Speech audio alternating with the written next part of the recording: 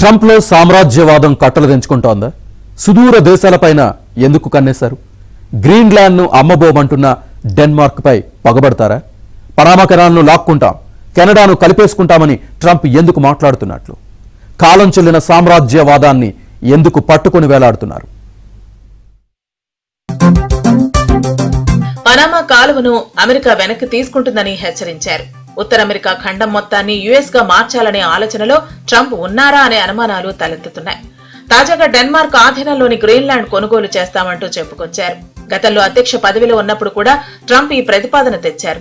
కానీ ఆ దేశం గ్రీన్లాండ్ విక్రయానికి లేదని తేల్చి చెప్పింది. దీంతో అప్పట్లో డెన్మార్క్ పర్యటనను రద్దు చేసుకున్నారు ట్రంప్.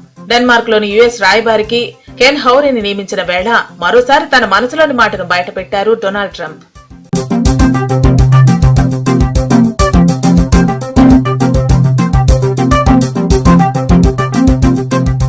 డెన్మార్క్ ఆధీనంలోని గ్రీన్లాండ్ ను కొనుగోలు చేస్తానని ట్రంప్ ఆదివారం రోజు తెలిపారు.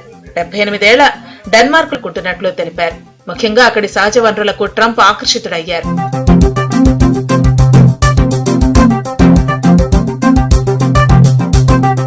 ఉత్తర ధ్రువం వద్ద ఉన్న గ్రీన్లాండ్ ప్రపంచంలోనే అతిపెద్ద ద్వీపం. 21.6 లక్షల చదరపు కిలోమీటర్ల విస్తీర్ణంలో ఉన్న ఈ ద్వీపంలో ఖనిజాలు సమృద్ధిగా ఉన్నాయి. 75% పైగా ప్రాంతమంతా మంచుతో ఉంటుంది. కేవలం 55,600 మంది నివాసం ఉంటున్నారు. ఈ ద్వీపంలో 30% గ్యాస్ నిల్వలు కూడా ఉన్నాయి. అలాగే గ్రీన్లాండ్ ఆర్థిక వ్యవస్థ చాలా చిన్నది. చేపలు పట్టడమే ప్రధాన వృత్తి. పొరుగునున్న డెన్మార్క్ పై ఆధారపడుతూ ఉంటుంది. 1946లో అమెరికా గ్రీన్లాండ్ కోసం డెన్మార్క్ $10 కోట్ల బంగారాన్ని ఆశగా చూపించింది.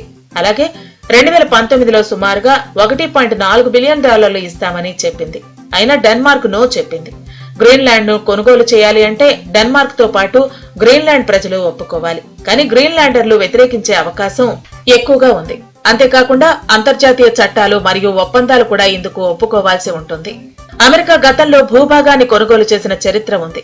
1917లో డెన్మార్క్ నుంచి యుఎస్ వర్జిన్ దీవులను $25 మిలియన్ బంగారానికి కొనుగోలు చేసింది. 2019లో దాని విలువ $500 మిలియన్. అలాగే 1867లో రష్యా నుంచి అలస్కాను $7.2 మిలియన్ కొనుగోలు చేసింది. గ్రీన్లాండ్ ఏమిటంటే భారతదేశం కంటే పెద్ద ఏరియా ఉండి 60,000 మంది జనమే ఉన్నారు.